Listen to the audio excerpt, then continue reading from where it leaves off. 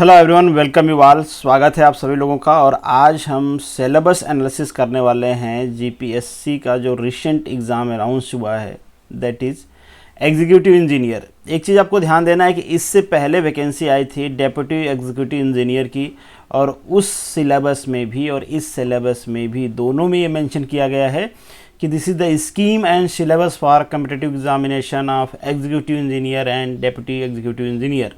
मतलब दोनों का सिलेबस सेम ही है। अभी इससे पहले जो आपने प्रीलिम्स दिया है डेप्यूटी एग्जीक्यूटिव इंजीनियर का, वही सिलेबस है एग्जीक्यूटिव इंजीनियर का भी, उसमें भी सेम चीज़ मेंशन थी। तो दोनों का सिलेबस सेम है।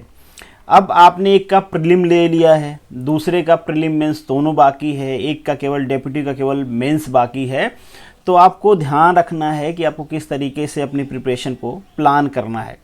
जिन लोगों ने दिया है उन लोगों को काफ़ी कुछ आइडिया होगा, क्योंकि इसमें फाइनल ईयर भी एलिजिबल होता है। तो वो शायद पहली बार दे रहे होंगे, जो अभी फाइनल ईयर में होंगे तो उनको मेरी बातें ध्यान से सुननी है कि आपको क्या करना है। स्टिल जो लोग दे चुके हैं उनको कुछ आइडिया होगा, बट फिर भी आपको चीज़ों को सुनना है कि क्या चीज़ कैसे हम कर सकते हैं। तो ये पूरा आपको मेंशन किया गया है कि क्या आपकी स्कीम होगी, कैसे पेपर होंगे, बट हमारा डिस्कशन जो है वो सिलेबस पे है। सबसे पहले आप ये जान लो कि जो आपका एग्जामिनेशन का मोड होगा दैट इज़ इन इंग्लिश में होगा। वो आपका जीएस जो होगा वहाँ पे आपको ऑप्शन मिलेगा इंग्लिश एंड गुजराती का। काफ़ी सारे लोगों को कन्फ्यूज़न हो रहा था कि जीएस केवल और केवल गुजराती में होगा क्या, तो ये गुजराती और इंग्लिश दोनों में होगा। जो भी आपकी एग्जीक्यूटिव लेवल की पोस्ट होती हैं उनमें यही प्रोसेस फॉलो करते हैं। इससे नीचे वाले पोस्ट में मैक्सिमम चांसेस होता है कि वो जीएस गुजराती में लें, गुजराती लैंग्वेज में लें, जैसे कि असिस्टेंट इंजीनियर है, एडिशनल असिस्टेंट इंजीनियर है।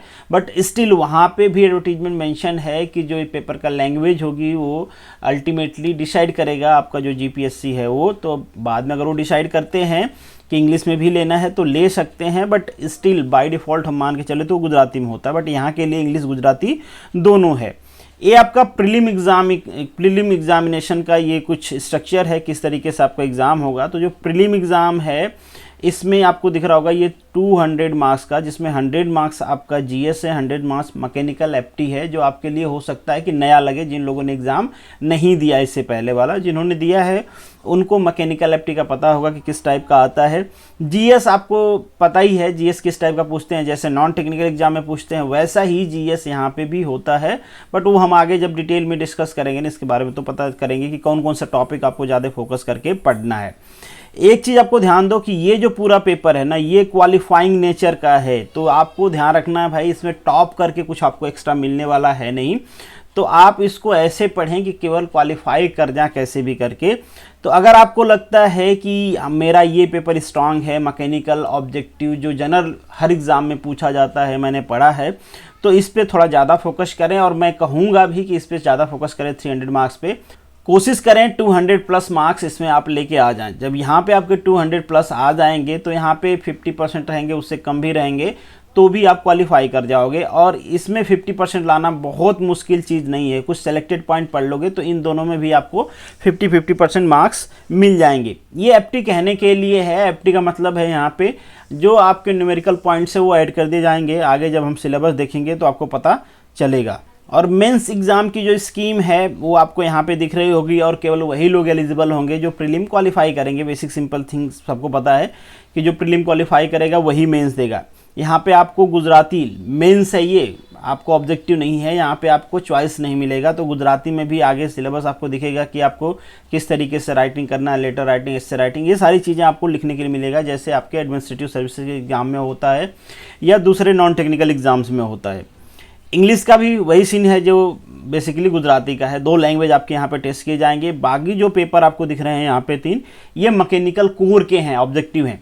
अगेन यहाँ पे भी मैं आपको कहूँगा कि जो मैकेनिकल कोर है उसका वेटेज काफ़ी ज़्यादा है, तो आपको उस पर फोकस करना चाहिए। मैकेनिकल जो आपका कोर सब्जेक्ट है जिसको आपने पढ़ा हुआ भी है। गुजराती बहुत मुश्किल नहीं है, आप पढ़ोगे तो कर लोगे। और चूंकि ये सब्जेक्टिव पेपर है तो आप कुछ न कुछ तो लिख के आओगे। बस आपको ये पता होना चाहिए कि पैटर्न क्या है लिखने का, कितने वर्ड में लिखना है, और हमको कौन कौन से पॉइंट्स हमारे आंसर में इंक्लूड करने हैं। अगर इतना आपको पता है तो एक कॉमन सेंस के बेसिस पे भी आप कुछ न कुछ लिख के आओगे और डेफिनेटली आपको कुछ न कुछ मार्क्स मिलेगा। डिपेंड करता है, अगर आप बहुत अच्छा लिखोगे तो बहुत अच्छा मिलेगा। अगर कुछ नहीं आता है तो भी आपको अगर ये पता है कि कौन कौन से पॉइंट इंक्लूड करते हैं। अगर आप वो पॉइंट भी इंक्लूड कर पाते हो तो भी आपको कुछ स्कोर्स तो मिलेगा ही। बाकी मैकेनिकल का है, मैकेनिकल में तो जैसे आप यूनिवर्सिटी एग्जाम में लिखते हो क्वेश्चंस को वैसे ही लिखना है, आपको सारा पैटर्न पता ही है और हम भी डिस्कस करेंगे किस तरीके से आपको लिखना होता है। बाकी इंटरव्यू आपका 100 मार्क्स का होता है, अगर आप इसमें क्वालिफाई करेंगे तो 100 मार्क्स का आपका इंटरव्यू होगा। यहाँ पे हम बात करें तो अगेन यहाँ पे मैं कहूँगा कि अगर आप 50% मार्क ले आते हो, 45 to 50% मार्क्स, तो आपको इंटरव्यू के लिए बुलाया जाएगा, इसके चांसेज हैं। और 50% से अप मार्क्स लेके आते हो तो बिल्कुल आपके सिलेक्शन के चांसेस बनते हैं। मतलब आपको टारगेट बनाना है। ये मैं जनरल की कट ऑफ की बात कर रहा हूँ, बाकी कट ऑफ इससे डेफिनेटली नीचे ही रहेंगे। तो जो आपका 90-100 मार्क्स का यहाँ पे पेपर है, आपको कोशिश करना है कि 450-500 इसके आसपास आप मार्क्स लेके आ जाएं। ये सब बातें मैं इसलिए कर रहा हूँ, हालांकि ये फिक्स नहीं है, ये मैं अपने हिसाब से डिफ़ाइन कर रहा हूँ। क्यों कर रहा हूँ? क्योंकि सिलेबस देख लें हम तो ऐसा सिलेबस बनाया गया है कि जो बाकी एग्ज़ाम की आप प्रिपरेशन कर रहे हो उससे इसका सिलेबस बिल्कुल मैचिंग नहीं है, इसका एग्ज़ाम पैटर्न बिल्कुल मैचिंग नहीं है। तो आपको सेपरेट प्रिपरेशन स्ट्रेटजी की ज़रूरत पड़ेगी, जो कि मैक्सिमम लोग नहीं करते हैं। जैसा सेंट्रल गवर्नमेंट में होता है, जो गेट का कंपटीशन लेवल होता है वो ईएस का कंपटीशन लेवल नहीं होता है, क्योंकि लोगों के पास पेशेंस नहीं होता है। गेट के बाद आप कह सकते हो 60% लोग, 60 to 70% लोग प्रिपरेशन छोड़ देते हैं। भले उनका टेक्निकल अच्छा है बट वो ईएस की प्रिपरेशन करते ही नहीं हैं, तो कम सीरियस कैंडिडेट होते हैं। फॉर्म भले ज़्यादा लोग फिल कर देते हैं बट एग्ज़ाम देने जाओगे तो आप देखोगे कि आपकी जो सीटिंग है उसमें 50 लोग थे बट आए कितने लोग हैं, 8 लोग आए हैं, 10 लोग आए हैं। इस तरीके का सिनेरियो होता है, तो बहुत कम लोग एग्ज़ाम देते हैं। इसलिए मैं कह रहा हूँ कि आपका जो कंपटीशन लेवल है वो कम है, बस आपको चीज़ों को ध्यान से पढ़ना है, ढेर सारी चीज़ें पढ़ना है, इसलिए लोग पढ़ना भी नहीं चाहते। और चूंकि एग्ज़ाम फिक्स नहीं है कि हर साल होगा, ईएससी तो फिक्स है कि एवरी ईयर होता है, बट यहाँ पे फिक्स नहीं होता है कि हर साल एग्ज़ाम होगा और हम सब्जेक्टिव की प्रिपरेशन कर लें, चलो इस एग्ज़ाम में नहीं हुआ तो नेक्स्ट एग्ज़ाम में उसका काम आएगा। यहाँ पे ऐसा भी कुछ नहीं है। तो लोग सोचते हैं कि ऑब्जेक्टिव पे फोकस करो, सब्जेक्टिव पे कम ही लोग फोकस कर पाते हैं। अगर आप करते हो तो चांसेज होंगे आपके सिलेक्शन की, हालांकि सीट बहुत कम है। खैर आगे बात करें हम जीएस की, जो 100 मार्क्स का है यहाँ पे, तो आप देख रहे हो कुछ पॉइंट्स मैंने हाईलाइट किए हैं मेरे हिसाब से। वैसे तो मैं आपको कहूँगा कि आपको करना क्या है, जीएस के लिए सेपरेटली ना पढ़ें। डेफिनेटली इसके बाद मैं बुक्स पे वीडियो लेके आऊँगा कि आपको किस सब्जेक्ट के लिए कौन सी बुक पढ़नी है, बट यहाँ पे मेरा एडवाइस होगा कि आप इसके लिए सेपरेटली बहुत ज़्यादा हाथ पाँव ना मारें। एक लूसेंट ले लें, लूसेंट में जो जो टॉपिक यहाँ का मिलता है वो पढ़ लें। दूसरा फोकस करें कि ऑब्जेक्टिव जो प्रीवियस ईयर के हैं वो सॉल्व करें, क्योंकि ये देखिए ये सारा स्टैटिक जीके है, इसमें कुछ भी चेंज होने वाला नहीं है। जो फैक्ट्स फिगर 100 साल पहले था वही 200 साल पहले था, वही आज होगा, यही आज के 100 साल बाद भी होगा। ये स्टैटिक जीके हैं, इनमें कोई भी चेंज नहीं होने वाला है, तो आप कहीं से पढ़ लें।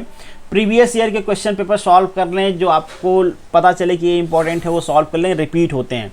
मैं भी सॉल्व कराऊंगा, जो मैं कह रहा हूँ कि मैं जीएस की क्लासेस लूँगा, हम उसमें क्या करेंगे, जो important previous year question paper हैं वो सॉल्व करेंगे और उस क्वेश्चन से रिलेटेड थियरी भी वहाँ पे डिस्कस कर लेंगे, ताकि अगर वो क्वेश्चन डायरेक्टली नहीं आता है बट उससे उस टॉपिक से रिलेटेड कोई क्वेश्चंस बनता है तो आप इजीली कर पाओ। मेरे हिसाब से ये सारे जो टॉपिक्स मैंने हाईलाइट्स किए हैं ये इंपॉर्टेंट है, यहाँ से क्वेश्चंस बनते हैं। तो अगर आप खुद से पढ़ते हो तो पहले इन पॉइंट्स पे फोकस कर लेना।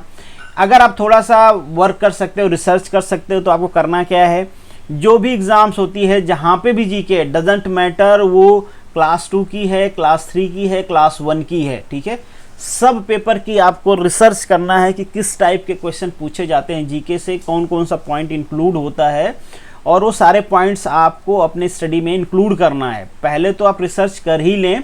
अगर आप कहोगे तो मैं भी थोड़ा सा करके बताऊंगा, वैसे तो मैंने ये करके ही हाईलाइट्स किया है कि ये पॉइंट्स आपसे पूछे जाते हैं। हालांकि कम पॉइंट्स को मैंने हाईलाइट्स किया है, वो इसलिए किया है क्योंकि वेटेज इसका कम है, 100 मार्क्स का ही है, तो बहुत ज़्यादा आपको हाथ पाँव नहीं मारना है। हाथ पाँव मारने हैं आपको मैकेनिकल में। जैसे ही आपके मैकेनिकल में अच्छे मार्क्स आए आप प्रीलिम कर जाओगे क्वालिफाई, ठीक है, तो आपको क्वालिफाई ही तो करना है, कौन सा प्रीलिम में आपको टॉप करना है। और यहाँ पे जो पॉइंट्स हैं, जैसे कि अमेंडमेंट आपको याद होनी ही चाहिए, बहुत बार अमेंडमेंट से रिलेटेड क्वेश्चन पूछे जाते हैं। जो गवर्नमेंट की पॉलिसीज़ हैं वो आपको याद होने चाहिए। ये पॉलिटी से रिलेटेड है बेसिकली, तो जो गवर्नमेंट की पॉलिसी प्रोग्राम जो सेंट्रल गवर्नमेंट्स के आ रहे हैं वो सारे याद होने चाहिए। रिसेंट में जो लॉन्च हुए हैं वो याद होने चाहिए। चांसेज होते हैं जो गवर्नमेंट ने जिनमें अमेंडमेंट किए हैं वो याद होने चाहिए। जो बेसिकली गवर्नमेंट कुछ एक्ट्स बिल बना रही है वो आपको याद होने चाहिए। उससे रिलेटेड क्वेश्चन पूछ लेते हैं। अगर वो क्वेश्चन डायरेक्टली नहीं पूछेंगे ना तो उससे रिलेटेड जो आर्टिकल होगा वो पूछ लेंगे बेसिकली कहीं ना कहीं वो टॉपिक को रिलेटेड होते हैं। जनरली होता क्या है, जो हमारा जीके होता है, स्टैटिक जीके ना, आजकल एक ट्रेंड है स्टैटिक जीके का कि होता स्टैटिक जीके है, मगर रिसेंट में जो न्यूज में चल रहा होता है ना, उसको स्टैटिक जीके से कैसे कंपेयर करके क्वेश्चन पूछना, ये जनरली होता है। तो आपको एक ट्रिक यहाँ पे ये है कि आप थोड़ा न्यूज़पेपर देखते रहें, टीवी न्यूज़ जो भी है, जहाँ से पता चलता है कि आपके इवेंट्स क्या क्या चल रहे हैं, तो आप को रिलेट कर पाओगे अपने स्टैटिक जीके को करंट इवेंट से को रिलेट करें। ये ऐसा इसलिए करते हैं जो हमारे एग्जामिनर होते हैं, क्योंकि उनको आसानी होती है, जो टॉपिक न्यूज़ में चल रहा होता है उनके माइंड में वो क्लिक करता है, उससे रिलेटेड जो स्टैटिक जीके है वो घुमा के वो पूछ लेते हैं, तो ये चांसेज होता है। तो आपको करंट इवेंट्स के बारे में ध्यान रखना है। करंट इवेंट्स आपके सिलेबस में भी है, बट स्टैटिक जीके में भी बहुत बड़ा रोल प्ले करता है, और उसी को हम कहते हैं कि अच्छा क्वेश्चन भी है। बाकी एक ही टाइप का क्वेश्चन स्टैटिक जीके में पूछा जा रहा है, उसका क्या मतलब है, नहीं, लोग याद करके बैठे हुए हैं सारा चीज़।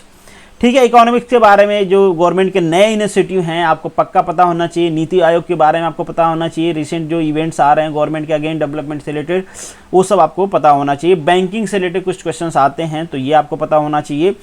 बाकी साइंस एंड टेक में मैं हाईली रिकमेंड करूँगा कि यहाँ पे गवर्नमेंट जिनको प्रमोट कर रही है, इन शॉर्ट हम ये कहें कि हमारे देश में इसरो बहुत काम कर रही है, हमेशा न्यूज़ में रहती है, DRDO न्यूज़ में रहती है, बार्क न्यूज़ में रहती है। तो आप ध्यान रखना कि इन तीनों से रिलेटेड अगर कोई भी नए डेवलपमेंट होता है, कोई भी नया रिसर्च आउटपुट आता है, तो ये आपको पता होना ही चाहिए अनडाउटली, क्योंकि क्वेश्चंस वहाँ से बनते हैं। बाकी जो डिफेंस से रिलेटेड छोटी चीज़ें हैं वो याद रख लेना, और न्यूक्लियर पॉलिसी जो इंडिया की है वो एक बार पढ़ लेना, और न्यूक्लियर टेक्नोलॉजी से रिलेटेड भी क्वेश्चन पूछते हैं तो वो आपको पढ़ लेना है। बाकी करंट इवेंट्स तो आपको पढ़ना ही पढ़ना है। जैसे मैंने कहा, करंट इवेंट्स को वो क्या करते हैं, स्टैटिक जीके से भी जोड़ देते हैं, तो ये दोनों चीज़ें आपको आनी चाहिए। बाकी वही चीज़ें यहाँ पे गुजराती मेंशन किया गया है, क्योंकि पेपर आपका गुजराती में भी आएगा, गुजराती इंग्लिश दोनों में आएगा, इसलिए दोनों में इन्होंने मेंशन कर दिया है।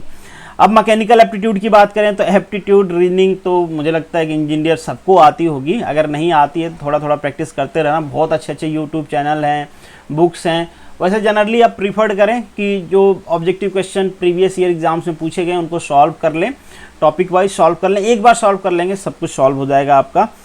मैथमेटिक्स तो आपकी पढ़नी है, इसके लिए भी पढ़नी है, मेंस के लिए भी पढ़नी है। तो मैथमेटिक्स के लिए तो मैं एक चीज़ रिकमेंड करूँगा, चाहे आपका यहाँ का टॉपिक हो चाहे मेंस का टॉपिक है, जो गेट प्रीवियस ईयर क्वेश्चन है, क्या गेट प्रीवियस ईयर क्वेश्चंस, उसको सॉल्व कर लीजिए।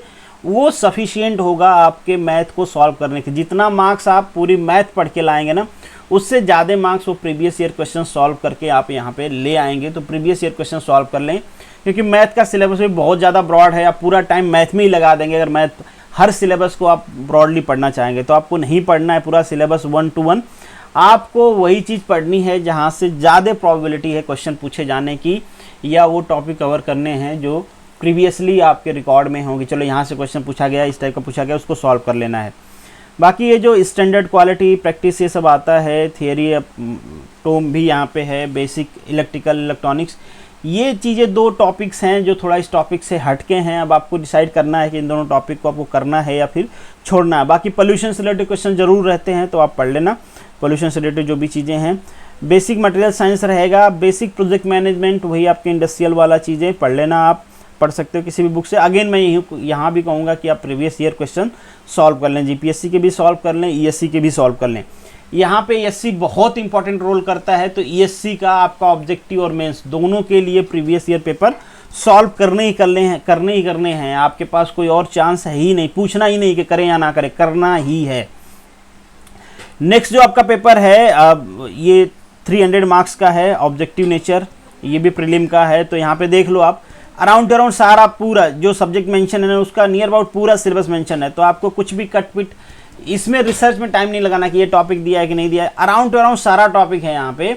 तो आप ज़्यादा रिसर्च ना करें, पूरा थर्मोडायनेमिक्स इन शॉर्ट आपको पढ़ना है, तो आप भैया पढ़ लें, पूरा थर्मोडायनेमिक्स पढ़ना है आपको। तो अगेन आपको ईएससी के क्वेश्चन प्रैक्टिस करना है, क्योंकि मुझे ऐसा लगता है कि जिन लोगों ने एग्जाम दिया उन्होंने तो पढ़ा है, काफ़ी सारे एग्जाम्स हुए हैं, तो सारी चीज़ें पढ़ी हुई है, फंडामेंटल अराउंड क्लियर होगा। आपको बस ज़रूरत किस चीज़ की है, ज़्यादा से ज़्यादा क्वेश्चन प्रैक्टिस करने की, तो बस क्वेश्चन प्रैक्टिस करें। जो लोग नए हैं वो लोग क्या करें, टॉपिक वाइज पढ़ाई शुरू करें। पहले एक टॉपिक की थोड़ी सी थियरी पढ़ लें, ताकि उनका जो पीछे का पढ़ा हुआ थियरी है वो रिवाइज हो जाए, और फिर उसके बाद उसी टॉपिक पे ऑब्जेक्टिव सॉल्व करना शुरू करें। अगेन हीट ट्रांसफर की बात करें तो हीट ट्रांसफर में वही सिनेरियो है, देख लो कोई ऐसा टॉपिक आपको नहीं बचेगा हीट ट्रांसफर का जो यहाँ पे मेंशन नहीं किया गया है। तो आपको अराउंड सारी चीज़ें पढ़नी ही पढ़नी है, तो फिर ज़्यादा सोचने की ज़रूरत नहीं है। अगेन यहाँ पे भी जो लोग पहले से पढ़े हुए उनको तो अगेन मैं बार बार यही कहूँगा कि बस आपको क्वेश्चन प्रैक्टिस करना है। जो लोग नए हैं उनको पढ़ने की जरूरत है, थोड़ा थियरी थोड़ा क्वेश्चन। हाँ, खुरमी से काम नहीं चलेगा, तो केवल खुरमी पे डिपेंडेंट मत रहना, आपको ईएस करना ही करना है, गेट के ऑब्जेक्टिव भी करने हैं, गेट के न्यूमेरिकल भी कर लो आप तो बहुत अच्छा रहेगा, क्योंकि मेंस में वो आपके काम आएंगे। यहाँ पे अगर मैं मैथमेटिक्स की बात करूँ तो ये बिल्कुल नया है, इससे पहले शायद आप लोगों ने बस गेट के लिए जो प्रिपरेशन किए होंगे वही पढ़े होंगे, बाकी लोग नहीं पढ़े होंगे। तो अगेन मैथमेटिक्स के लिए जो मैंने पहले बताया कि आपको गेट के क्वेश्चन सॉल्व करने हैं, तो गेट के क्वेश्चन सॉल्व कर लें। बाकी ना देखें यार कितना सिलेबस है, क्या पढ़ना है क्या नहीं पढ़ना है। आपको क्या करना है, प्रीलिम क्वालिफाई करना है, मेंस में 50% अराउंड मार्क्स ले आने हैं, तो आप बस गेट की मैथमेटिक्स कर लें, अच्छे से समझ के कर लें, आपके मोस्ट प्रॉब्ली हो जाएंगे, क्योंकि गेट की मैथमेटिक्स करोगे आपके फंडामेंटल क्लियर हो जाएंगे।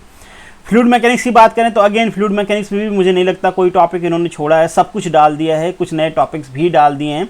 ये जो 2 नए टॉपिक्स हैं ना, सिविल वाले पढ़ते हैं जनरली, आप देख लो आपको इसको पढ़ना है या नहीं पढ़ना है, छोड़ सकते हो छोड़ दो, बाकी टॉपिक्स आपने पढ़ ले अच्छे से, तो मैं नहीं कहूँगा कि इन सब टॉपिक्स को भी पढ़ने की ज़रूरत है, जस्ट लिव इट, क्योंकि हर टॉपिक पढ़ना ज़रूरी नहीं होता है, ठीक है। छोड़ सकते हो आप इसको, बिल्कुल छोड़ सकते हो। अगर आपको बहुत ज़्यादा टाइम देके कहीं एक आध नंबर के क्वेश्चन बढ़ जाते हैं, क्या ही फ़र्क पड़ने वाला, बाकी जगह टाइम दोगे जो पहले से पढ़े हुए वहाँ पे 3 to 4 मार्क्स बढ़ा लोगे आप। पावर इंजीनियरिंग अगेन आपको सारी चीज़ें यहाँ पे दी गई हैं, तो पावर इंजीनियरिंग में भी सब कुछ पढ़ना है।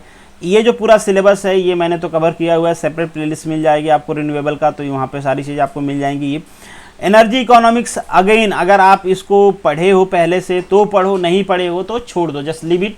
बाकी सारे टॉपिक पे फोकस करो जो आपने पहले से पढ़ा हुआ है, जिसके क्वेश्चंस आसानी से मिल जाएंगे, जिसका ऑब्जेक्टिव आपको प्रैक्टिस हो जाएगा। आईसी इंजन की बात करें तो अगेन आईसी इंजन में ये सारी चीज़ें तो आपने पढ़े होंगे पहले से, हो सकता है यहाँ पे थोड़ा सा आपको प्रॉब्लम हो, तो मैं ये नहीं कहूँगा कि इसको पूरा छोड़ दो, क्योंकि यहाँ पे चांसेज हैं क्वेश्चन पूछे जाने की। यहाँ पे जो मेंटेनेंस से रिलेटेड क्वेश्चन हैं, इंजन के परफॉर्मेंस से रिलेटेड हैं, ये कर लेना, क्योंकि इन जनरल वहाँ से क्वेश्चन आता है। मेंटेनेंस, परफॉर्मेंस एंड डायग्नोसिस, ये 3 पॉइंट्स हैं, तीनों मैंने भी कराए हैं, सेपरेट प्लेलिस्ट भी है, कर लेना। चांसेज हैं कि क्वेश्चंस वहाँ पे जो पर्टिकुलर इस टॉपिक से आएंगे वो वहीं से आएंगे, तो आपका हो जाएगा, मोस्ट प्रॉब्ली ऐसा चांसेज है। ये देख लो आप, ये टॉपिक टोटली डिफरेंट है, तो आप इसको करना चाहते हो या जस्ट लीव इट। अगर आप नहीं किए हो पहले, कुछ आइडिया नहीं है, तो जस्ट इसको आप छोड़ सकते हो। बाकी रेफ्रिजरेशन की बात करें तो रेफ्रिजरेशन में कोई छोड़ने वाला टॉपिक नहीं है, सब आपने पहले से किया हुआ है, कर लें। Strength of mechanical, strength of material में भी कोई टॉपिक ऐसा नहीं है जो आप नहीं किए हो पहले से, सारा टॉपिक आपने किया हुआ है, तो कर लें। इंजीनियरिंग मैकेनिक्स का भी सेम हाल है, आपको पूरा कर लेना है, कुछ भी छोड़ने लायक नहीं है इसमें। कैनेमेटिक्स, ये मशीन से भी आपको पूरी चीज़ें करनी है, इंजीनियरिंग मटेरियल पूरी चीज़ें करनी है। ये सब मैं पूरी यहाँ पे इसलिए बोल रहा हूँ क्योंकि आपके दूसरे एग्ज़ाम्स में भी ऑब्जेक्टिव में काम आएंगे, तो इसलिए आपको ये पूरा करना है। जो दूसरे एग्जाम के ऑब्जेक्टिव में काम नहीं आएंगे उन्हीं को मैं कह रहा हूँ कि आपको छोड़ना है। क्यों छोड़ना है? क्योंकि यहाँ पे तो काम आएंगे, बाकी दूसरी जगह काम में आएंगे नहीं। इससे पहले आपने पढ़ा नहीं तो वहाँ पे टाइम बहुत देना पड़ेगा, तो उतना टाइम वेस्ट करने की ज़रूरत है नहीं। मैन्युफैक्चरिंग प्रोसेस आपको पूरा पढ़ना है बिना कुछ छोड़े हुए। अगेन स्ट्रेटजी आपको वही रखनी है। नए हैं तो पहले थियरी थोड़ा सा पढ़ें, फिर क्वेश्चन सॉल्व करें। पुराने हैं, प्रिपरेशन कर रहे हैं, तो केवल और केवल ऑब्जेक्टिव प्रैक्टिस करें और कोशिश करें कि मैक्सिमम प्रीवियस ईयर के ऑब्जेक्टिव आप एकोमोडेट कर पाएँ। बाकी मेट्रोलॉजी और इंस्पेक्शन से भी क्वेश्चन पूछते हैं, ये वाला टॉपिक इंपॉर्टेंट है। बेसिकली लिमिट, फिट और टॉलरेंस से ही पूछते हैं, जनरल चांसेस यही होता है। मेजरमेंट के भी कुछ क्वेश्चन पूछ लेते हैं, तो देख लेना आप, जो इंस्ट्रूमेंट होते हैं मेजरिंग इंस्ट्रूमेंट, उनसे भी पूछ लेते हैं कभी कभी। कंप्यूटर इंटीग्रेटेड मैन्युफैक्चरिंग, इससे भी 2 या 3 क्वेश्चन तो रहता ही रहता है, तो आप इसको भी ध्यान से पढ़ लेना। और छोटा टॉपिक है, कोई बड़ा टॉपिक है नहीं। मशीन डिज़ाइन की बात करें तो मशीन डिज़ाइन तो एज यूजुअल हर एग्ज़ाम में आती है, तो आपको पढ़ना ही है। बेसिक इलेक्ट्रॉनिक्स इंजीनियरिंग, अगेन ये नया टॉपिक है और बिल्कुल 1 से 2 क्वेश्चन या 2 से 3 क्वेश्चंस आपके एग्ज़ाम्स में रहेंगे, तो आप देख लो। इसमें सेमीकंडक्टर और जो पी इंजेक्शन है, ये सारी चीज़ें आपने पहले से पढ़े होंगे। कैपेसिटर भी शायद आप लोगों ने पढ़े, तो जो टॉपिक ये आपने इंजीनियरिंग फर्स्ट ईयर में पढ़े हैं ना, वो पढ़ लें, बाकी के छोड़ दें। ऑपरेशन रिसर्च बहुत ही छोटा टॉपिक है और बहुत ही इंपॉर्टेंट है। मुझे लगता है कि आपके हर एग्जाम में राउंड टू राउंड आता है। जहाँ पे सिलेबस में है, जैसे आरटीओ में इसको हटा दिया था तो छोड़ देते हैं उसकी बात, बट जहाँ पे सिलेबस में मेंशन है आपको ज़रूर क्वेश्चन मिलेगा, तो ज़रूर पढ़ लें। जो ज़्यादा क्वेश्चन मिलते हैं सिंपल क्यूइंग मेथड और पर्ट और सीपीएम, ये टॉपिक से मिलते हैं। ये जो टॉपिक है ना, इनको सॉल्व करना पड़ता है, ये थोड़े बड़े हैं, तो ये मेंस के लिए आपको इंपॉर्टेंट है। ऑब्जेक्टिव के लिए ये जो पॉइंट्स हैं ना आपके यहाँ पे जो दिख रहे हैं ना, यही इंपॉर्टेंट है, पर्ट, सीपीएम और क्यूइंग मेथड, ठीक है। तो ये आप कर लेना।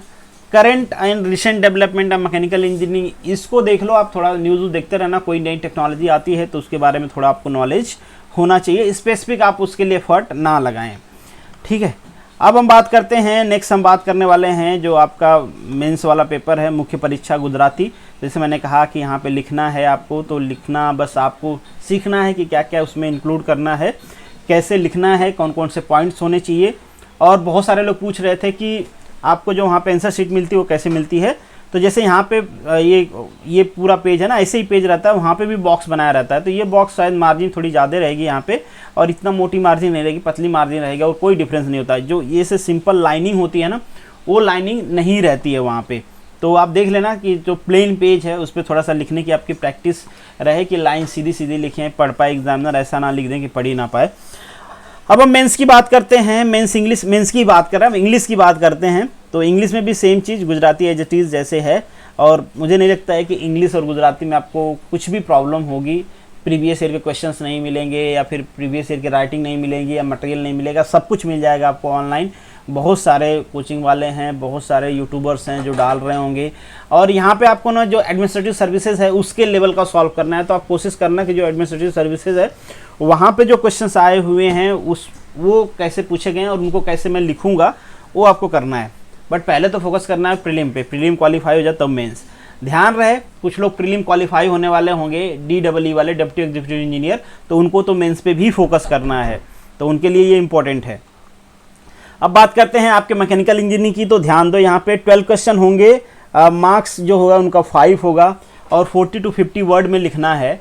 इसका मतलब है कि आपको 4 to 5 लाइन, मतलब एक लाइन में 8 to 10 वर्ड्स आ जाते हैं, एकोमोडेट हो जाते हैं। बट डिपेंड करता है कि अगर आप दूर दूर दिख रहे हो तो हम ये मान के चलते हैं कि 5 to 7 लाइन्स आपको लिखने हैं एक क्वेश्चन के लिए, बहुत ज़्यादा ना लिखें।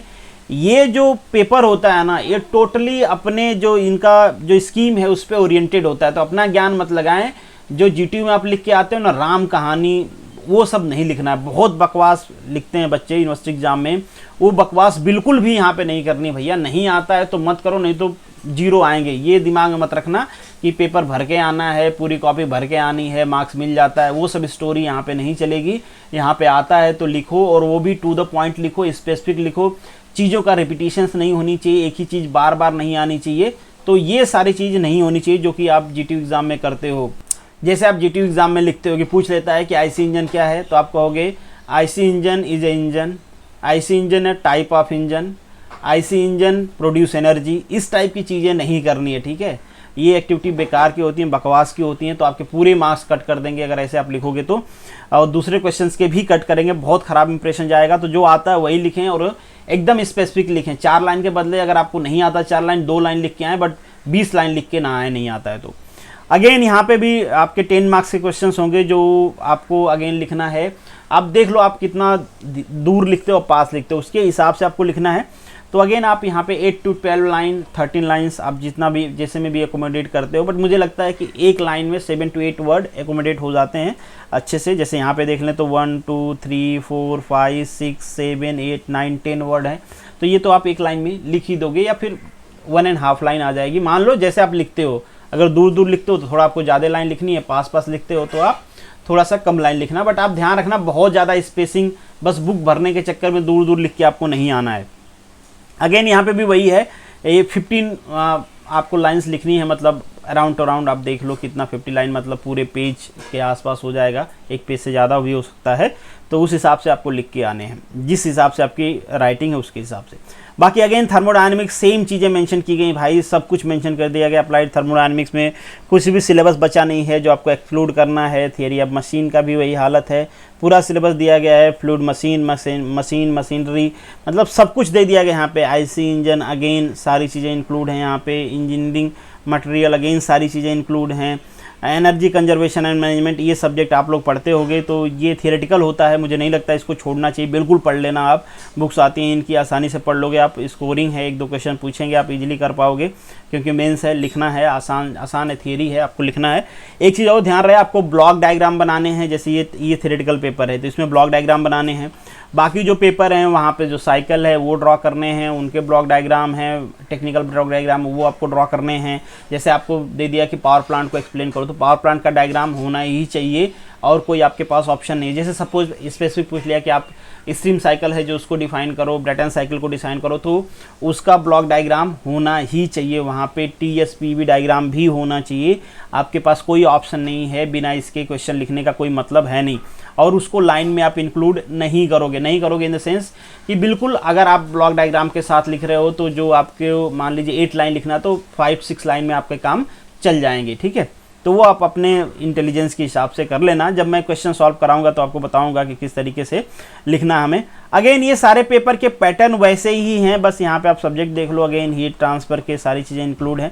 मतलब इन शॉर्ट कह लो कि आपके मैकेनिकल इंजीनियरिंग की जो पूरे सब्जेक्ट्स हैं ना, सबको डिटेल में पढ़ने हैं, बट पढ़ने नहीं हैं। अगेन मैं आपको कहूँगा कि यहाँ पे आपको क्या करना है, ES का जो मेंस का पेपर होता है, IAS का जो मेंस का पेपर होता है, और गुजरात एडमिनिस्ट्रेटिव सर्विसेज का जो मेंस का पेपर होता है। मेंस हम बात करें यहाँ पे जो ऑप्शनल मैकेनिकल इंजीनियरिंग होता है, कैसे ढूंढोगे आप AS में, और जो GPSC है इसमें ऑप्शनल में मैकेनिकल इंजीनियरिंग होता है, उसका पेपर आता है। कुछ बच्चे ऑप्शनल में मैकेनिकल इंजीनियरिंग सेलेक्ट करते हैं तो उनके लिए सब्जेक्टिव पेपर उनको बनाना पड़ता है, तो वो पेपर आपको वहाँ से मिल जाएगा। ESC का पेपर इजीली आपको UPSC की वेबसाइट से मिल जाएगा, नहीं मिलेगा मैं भी डाउनलोड करके भेज दूंगा। तो वो पेपर आपको केवल और केवल सॉल्व करने हैं। ध्यान रहे, पहले से आपने सारा फंडामेंटल पढ़ा हुआ है तो फिर से आपको वही चीज़ें घिसी पिटी दिमाग पे लोड नहीं आता। तो कुछ लोग क्या करते हैं कि चलो अब तो मेंस की तैयारी करना, तो फिर से थियरी पढ़ना स्टार्ट। भैया थियरी नहीं पढ़ना है, थियरी को अप्लाई कैसे करना है वो देखना है।